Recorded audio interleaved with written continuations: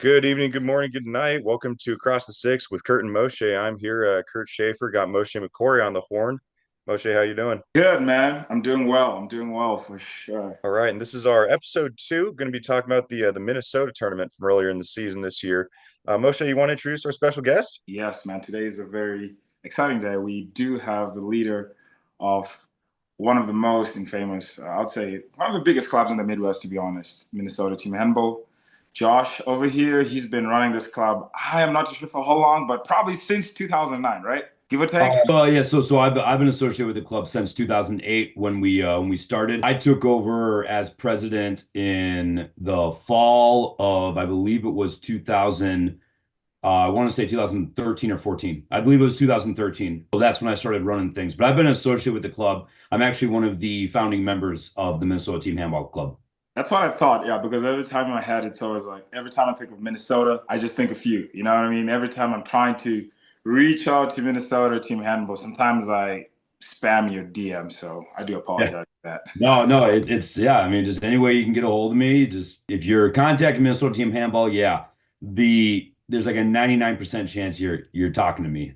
Right, right. Yeah, that's how it is for those Midwestern clubs. So, Josh, tell us a little bit about yourself. How'd you find handball? How'd you kind of get into it? Yeah, 2008 Beijing Olympics. I was literally about to get a workout at a gym at a YMCA, and I was in the locker room, and they had a TV on with the Olympics broadcasting, and I saw the sport, and I was just like, "What is this?" And I found out it was handball, and pretty much didn't get my workout in because I was just so absolutely sucked into this amazing sport that had so many combinations of things that got me really excited. And right then and there, I knew I had to play the sport. I worked at a rec center in Burnsville, Minnesota, which is a suburb south of the cities. I was working there, and a couple of the other leaders and staff members there, they saw the same sport, and we just got to talking about it. And we're like, yo, like, let's play this. Like, let's go to the Olympics and everything like that. Obviously, not knowing like actually how tough it is to get the Olympics, when Right. you play well for the USA in handball. But we were just so excited to play it. We got in contact with some players and some people that were already starting to try to get a club going. We were kind of the final edition because we got enough people, we could start a club. And from there, we just really worked on what a club would do, just getting ready for tournaments. There was the 2009 Club Nationals was in Elgin, Illinois. So it was a nice drive from Minnesota. So that's what we were gearing up for. And pretty much the rest is history. Oh, wow. So this all happened in a year, like from learning about the sport during the Olympics and forming a club and not finishing your workout to pretty much going to Illinois to compete in nationals. That's pretty sick. Yeah, exactly. I mean, literally, we got the ball rolling pretty quickly. I think like we reached out to the USATH, and then they got us in contact with a guy named Dan Steinberg, who was really running a lot of the practices, trying to get them all set up. We found a gym that worked for all of us, and I believe it was probably, I'd say 6 to 8 weeks later, we got our first practice, and yeah, we just kept going after that. We knew we had a goal of May of 2009, which is when Nationals in Elgin, Illinois was going to be. And we just practiced weekly, tried to just learn the sport because we had a lot of new players, a lot of people that hadn't played, but we also had players that did play, that played back in their home country. We even had a national team pool player by the name of Wilder Freed, who was kind of our big scorer guy, just like the guy that literally is just there to score the goals and help you learn the sport. So we just kind of rolled from there, and yeah, like I said, the rest was history. That experience in Elgin was awesome. It just kind of it really brought me into the world of team handball in the U.S. That's Wow. awesome. So, I mean, 2008, that's a pretty at this point, that puts you in the upper echelon of survived clubs. So, you guys are definitely doing something well out there. But in Yeah. my opinion, as humble as it is, working for now my second club that's had something like this, being able to host your own tournament as a club is a huge mark of like success, right? It's a market you've made it, that you put the pieces together, people know about you. You have at least 500 followers on Instagram, that kind of thing. So Right. tell us a little bit, how did the Milwaukee tournament come about, and what have you guys kind of done to build it from the ground up? Minnesota, Milwaukee tournament? Minnesota, I'm sorry. Big difference. You cannot be doing that. All good, Kurt. All good, Kurt. So yeah, so as far as like the Minnesota tournament, so before we really started getting the fall classic that you've known the last like 4 years, we actually did have a couple tournaments that we've hosted. Back in 2010, we had a spring tournament that we had, man, I'm trying to remember. We had Chicago, we had another Minnesota club that was from the rec center. There was a little bit of a split with players, and some of those players went and did their own thing at the rec center. Minnesota Team Handball kept going, and then we also had the Manitoba region have a team come down and participate in this tournament. That was a one-off, and then the following 2010, we did technically the first fall classic, but that only happened 1 year, and we didn't have really any tournaments after that except like another one-off I think a couple times, like in the spring. But then when we came out of COVID, I felt like it was the right opportunity. We were in the right place with the club, knowing a lot of teams that would make it if we started a tournament, if we did a tournament. And that's when I started the Fall Classic back up. Like it already happened back in 2010, and I was like, well, why don't we just do this again? I like the name of it. It's got a good ring. I mean, fall is a wonderful time in the Midwest and especially in Minnesota. So I just thought, this would be a great opportunity. I actually going into it my big goal was to make this the kickoff to the indoor handball season. That's like the tournament to kick it off. Because before that, really the first tournament I feel like might have been Chicago. There might have Yeah, been the one before that, but like Chicago was really the first one. It was right. still like late October. So I was like, well, why don't we do something like a month before? Let's do something that's even sooner. And I just really wanted to make it a good kickoff, good and competitive. But also, it's just a great way for clubs to kind of like shake off the dust of the summertime because clubs in the USA, we always take our breaks. Maybe we'll do practices, but it's definitely not a competitive season from like May until September. So I wanted to get something that was going to be kind of like the starting point. And it wasn't. I wouldn't say it wasn't hard to get off the ground because it was really just reaching out to clubs and getting them in there. But I will say, after like 4 years, and I'll continue to say this for the next coming years, you learn something new about your tournament and how to better it every single year that you do it. And yeah, that was pretty much what prompted the Fall Classic to begin with. That's That's great. all. I like the saying "made in Minnesota." That's a nice way to say when the break season is. I was gonna Especially say in the though, USA. like I feel like when you think about the handball season, it's definitely the first thing or the first competition any team should try and get into because I feel like the timing is great, the weather is great, and I mean like starting post COVID, I think that's been the biggest and never disappointing, most consistent tournament as far as the full part of the season is concerned.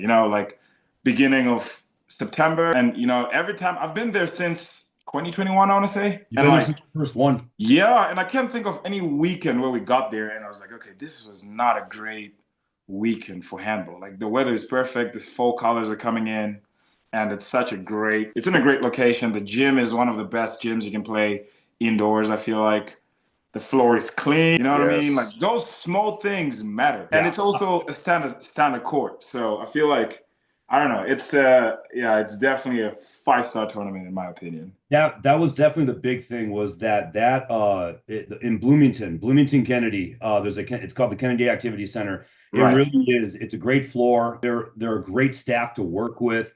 right, I know the previous tournaments I talked about before 2020, we were at another location in Moshe, you played there before at the YWCA in right, downtown Minneapolis. Like right. it was great because it was actual lines. This place a while ago actually had handball lines, so you didn't have Yeah, to take down lines, and it was awesome.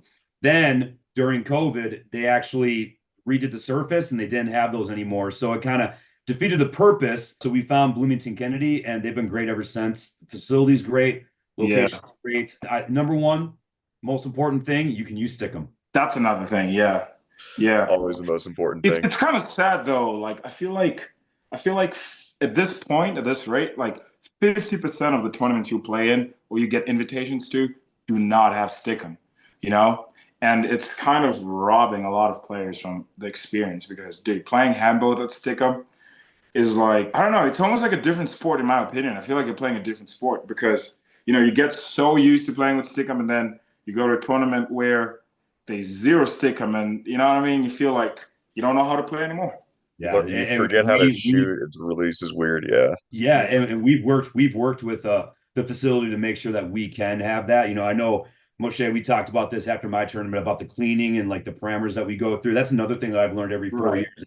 How to be more efficient with it, how to like make it. And each year, I feel like it gets cleaner and cleaner and cleaner, and there's less stuff that I have to do after that. There's been people I've talked to multiple times. Like I know a lot of the Cal Heat guys I've talked to about how to like really take care of the floor, like beforehand and between games. Right. So again, like that's another great thing about the handball community is like you can learn from others that have been doing this for a while, like how to even better your tournament. Yeah. Yeah. Let me ask you this, Josh, though. What would you say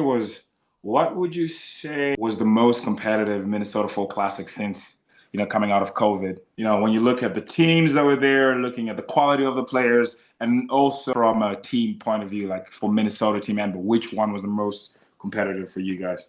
Man. For Minnesota personally or just overall as a tournament? Let's start with overall as a tournament. Ooh, man, that's a great question. I'm trying to think of the last four, Yeah. and I want to say like right away I go to the 2023, and that was the one that Nyack beat Cal Heat in the final. Okay. It was in overtime, Yeah. and For that. even the third place game, which was it was. Oh man, I want to say maybe Chicago. I don't think West Point was at that one, so it had to be. Oh, it was Chicago and Minnesota, Yeah. and that was pretty competitive. Like I'm trying to think back, but I just remember that tournament. I remember like looking at the groups and the group stages, and everybody was just like bringing their A game. Like I remember like Denver brought a really competitive squad. There were some really close games there. Milwaukee brought a pretty competitive squad. I know that we had our second team.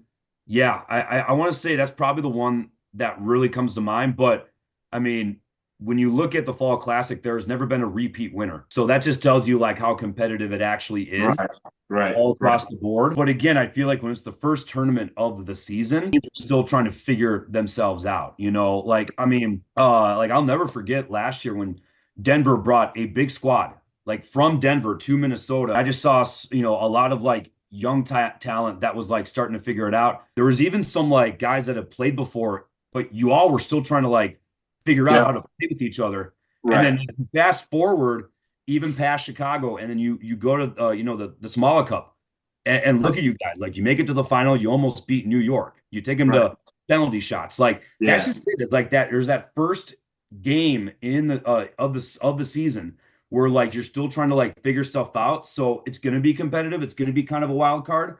But it's almost like you look at the teams that were in the Fall Classic and take a look at their trajectory Right. all the way to like where it is right now. They might Right. be like more head and shoulders above a lot of other clubs. Of course, you're going to have your New Yorks that are always prepared and always ready. But like, take a look at West Point. I Right. mean, West Point was competitive, all in all the tournaments that they had ever since then, and they're the ones that won the Fall Classic. So I just feel like it's a tournament that if you're really looking to get a head start and ahead of a lot of teams, like you got to start in September. True. And also, I mean, Cal Heat just won a tournament like what, a couple of weeks ago, and they were third place in full classic. And yeah, I agree with you, man. I feel like for us, I must say though, for Denver and Fargo Wolves, whatever, Minnesota, the full classic is always a humbling experience, man, because I feel like that's a tournament that personally I definitely respect, and I feel like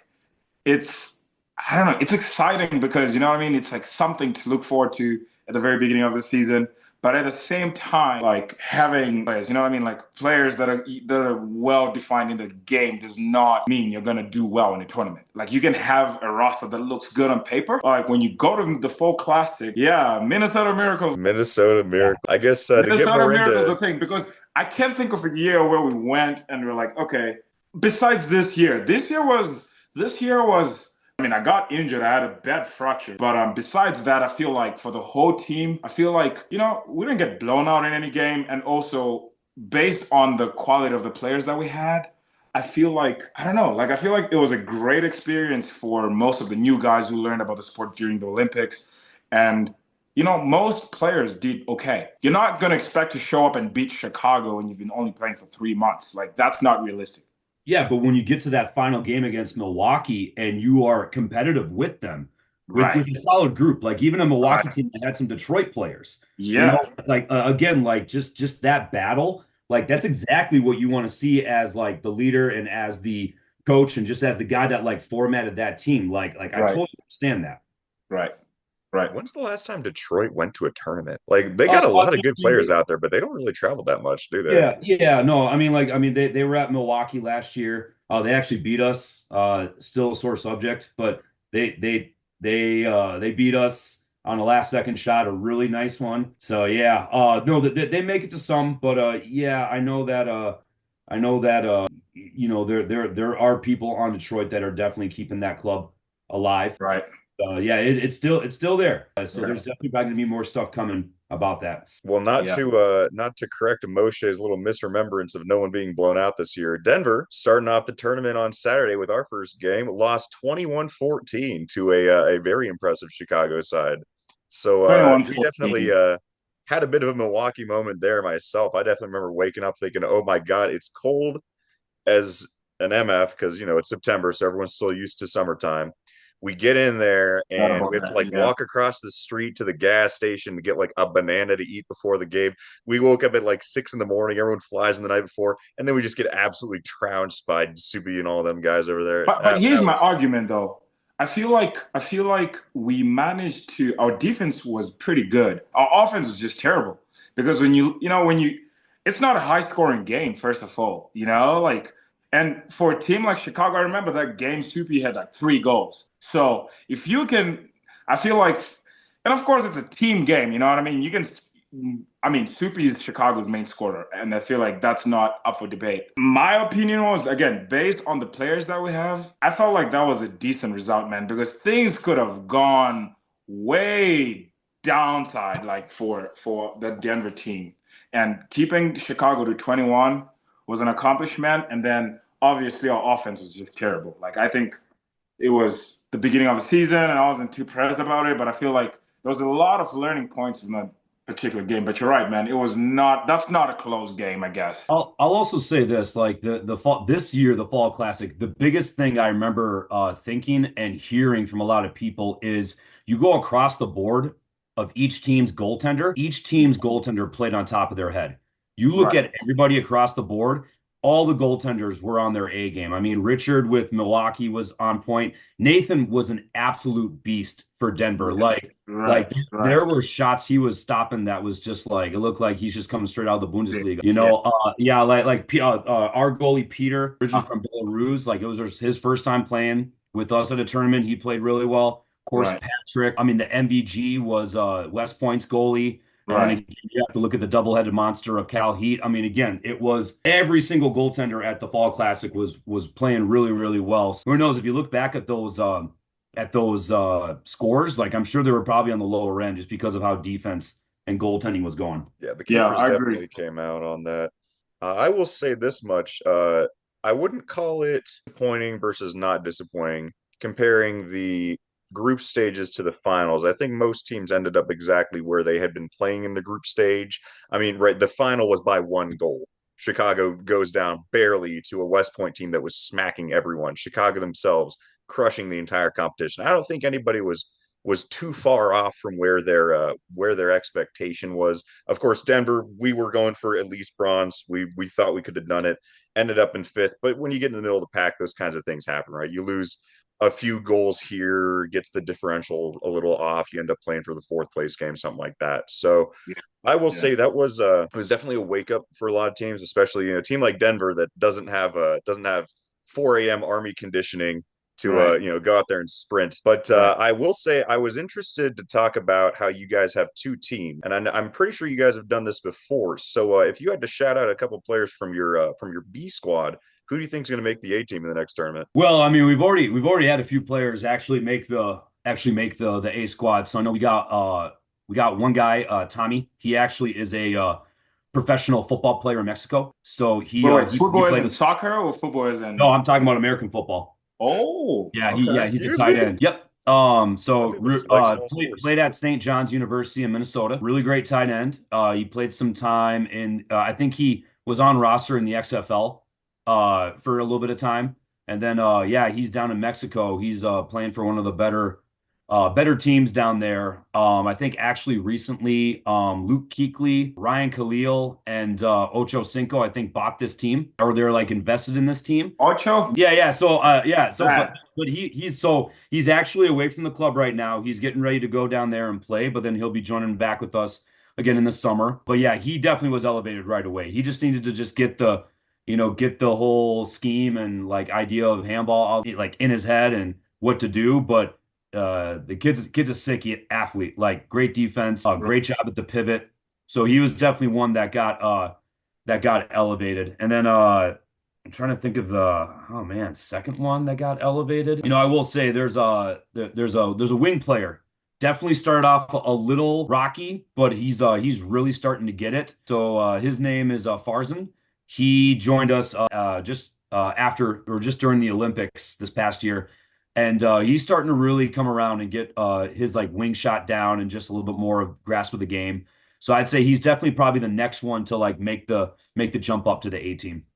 Cool, cool, cool. Yeah, and I mean it's great to have those two teams because I mean there are significant players on our team. Like there's a player that could easily be our high scorer each tournament who started out on the B team back in the 2022 Fall Classic and he got elevated right away. So yeah, so I mean it's you guys know this. Like having those two teams is so important because it's just all Yeah. about getting experience and just not having them sit on the sidelines and just Yeah. watch the tournament. That they're not going to have any experience. It's not going to help them at all. Right, right.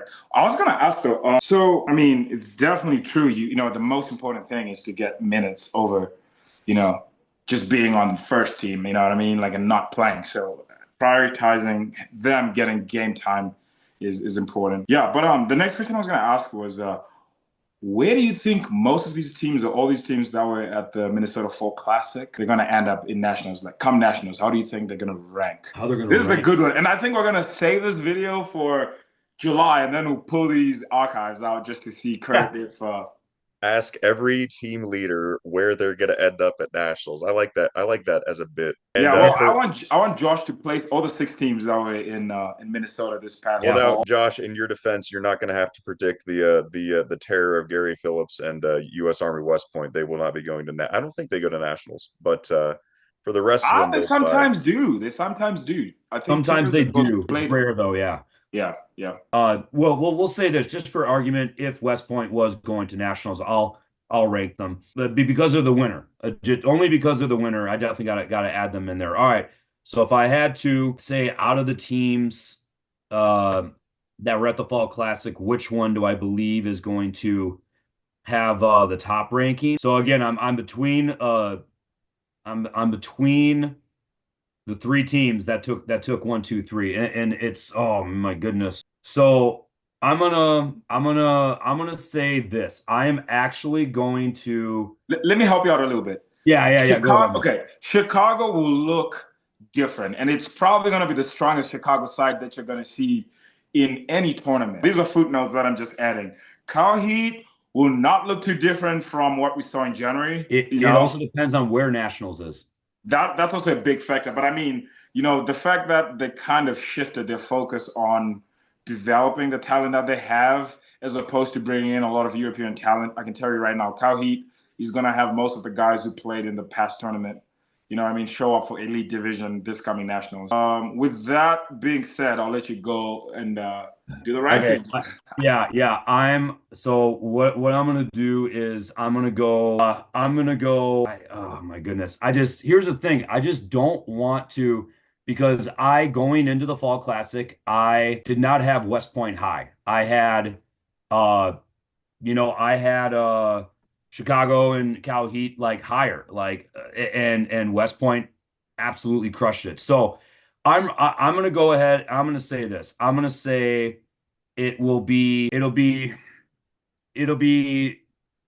Chicago, Cal Heat, West Point. That's the ranking. I really do feel like Chicago they're going to bring some players that you maybe haven't seen. that I've seen. So I really am I'm gonna go Chicago, Cal Heat, West Point as that ranking. Then after that, as far as the team that I'm bringing and that, because I'm really okay. So like Milwaukee, I'll have them as like the lowest ranked. They're still developing, they're still bringing players. And now between Minnesota and Denver, like I do want to obviously like give myself the boost of confidence and be like Minnesota will be higher ranked than Denver. But at the same time, from what I saw from the Somala Cup, I may have to shift that. Okay. So I think what I'm going to do is I'm just going to literally put a tie of Okay, that's ranking fair. for Hey, but Denver hey, and remember what happened in Minnesota. Chicago, though. Remember what happened in Chicago. That's what I mean. That's why it's almost tied, is because it's Yeah, like I think staying close. in my head, I feel like you guys right now have one on us because we had arguably the same squad as we had in December here in Denver, like in Chicago. And then what happened? You guys beat us. I remember after the game, I was like, dang. It was like, I think that was one of the best games of the tournament. I can definitely argue and say, It was 100% the best game in the tournament. I mean, the excitement and everything like that. I know there was a semifinal game that Cal Heat won. I can't remember who it was. I think it was against Nyack. yeah, Yeah, no, we definitely had an absolute like banger for yeah, sure. yeah. We had a nail biter for sure. Top three games in the tournament without a doubt. So yeah, I'll say just because of that. And yeah, man, I think you guys are on top of us right now. I mean, when you rank teams, if I'm ranking teams in my head, I would say yeah, at least. I mean, you're being generous, putting us on the same level for sure. No, yeah, but no, but just what I've seen with the development, it's hard not to, talk about how you easily could have like an edge on us just with how the club is developing. But Right, but again, you make a good point with Chicago with that outcome. Like, yeah, it's close. It's literally peanuts that we're talking about right now. right, right. Cool, cool. Okay. I mean, I think that's the ranking I had in my head too. I mean, Chicago is Chicago. They never disappoint in nationals. Cal Heat, Cal Heat will. I mean, I guess the only change I would make is putting West Point on top of Cal Heat, just because this. I don't know. I feel like, but I guess we have to put some respect on Cal Heat because they just won a tournament. So okay, let's just leave it the way you said it. Kurt, what do you think? Can I just go ahead and say it? I think West Point gets better than anyone else, and I think that they would slam just about all of us into the ground in the tournament right now. Dude, Not no, even based off of any no. particular performance, but I mean, guys, it's the same team. They all travel for all of the tournaments they play in. They're all young. They're all extremely physically fit. Like Gary Phillips has been the top scorer for like the collegiate track for it feels like a decade now. I know it hasn't been. I know it hasn't Yeah. been, but the dude can't be stopped. And you watch the tape, and we are going to get into tactics here now, I guess. You watch the tape, they're not doing these fancy little flashy, oh, we're going to do a double cross right, finish it on the wing. No, they do one cross, they find one spot, they jump through you because you can't play defense on them, and they score. I mean, You need to how remember do that you do Chicago that? lost by one, dude. Dude, you need to remember Chicago lost by one goal. And They that what? was Wait, that Chicago what? Chicago lost by They one. what? They lost Loss? by one Exactly. goal. Yeah. Thank you. Wait, just wait. Listen, this is my argument. My argument is Chicago lost by one goal. The Chicago that was in Minnesota was by far not Chicago. That's not Josh, can you agree to that? Can you second to Well, that? so Like here's the other thing you have to consider. The last 8 minutes of the game, they lost Soupy to injury. that too, he got They injured. were I out. forgot They about were Yes, out that. on and injury. and Yes. and yeah, and again, Chicago is different. Chicago's a different team without Soupy. I remember in our game, the semifinal game, we were Mhm. down by I want to say like 6 to 7 goals, and Soupy got a red card because of I think hitting a goalie in the face or it was something, and we almost came back and beat them. So Soupy's not on the floor, but again, I also feel like there are some players that you're not seeing that Chicago is bringing that Chicago will bring the Nationals. Dude, yeah, yeah. The reason why I say this is because in Spokane 2 years ago, we played Chicago I think it was in group stages in the elite division. That was the best Denver team we've put together ever. We had ex-Mexico national team players. We had like three of them. And then, I mean, dude, it was just a complete roster. I was like, I cannot think of a better way to put together a team that's going to go ahead. And they just cleaned us, man. It was unbelievable. I was like, what? Like, I was just shook. And some of the faces and some of the guys were ripping shots from the 13, 12 middle line. I was like, dude, I mean, you cannot be mad at your defense for that. Like, this is just spectacular handball. Like, you know what I mean? So I feel like, yeah. Yeah, but Kurt, I do agree with you. You can't sleep on West Point because that's exactly what I did, and look what happened. They took the Minnesota Fall Classic by storm. So it really is, and again, those boys are gonna like use this as bulletin material as well, where they're just like they're all doubting us, and they're gonna get hungry. But again, hopefully that just fires them up to actually like come to the club nationals because we know they're going to go to college Mhm. nationals and they are going to be the absolute favorites, but again, like if you're listening to this, West Point, we would love you to come out to the club Right, because we, right. we want you to prove, doubters like me wrong. I Yeah, love that yeah. team. That team is great. I always love having West Point at the Fall Classic. They are just the best team to have, but bring it to club nationals. Let's go. Yeah, yeah. I mean, they heard that. They better hear that. And honestly, Josh, I would say one thing that I respect that program for is they practice a lot, man. Like they put in the work. And for me, I saw a lot of new faces in Minnesota. Like compared to the last year's team, there are some new faces. And I think it was pretty interesting to see how most of these players, they develop in a very short period of time. It's like, they're kind of on the same, I don't know, like calendar as most of our new guys who started after the Olympics, and here they are starting in a final at a full classic and still holding their weight and still going on to beat Chicago. So, they have the gold and, they All right, gentlemen. produce the results. So we got to give them credit for that, I think.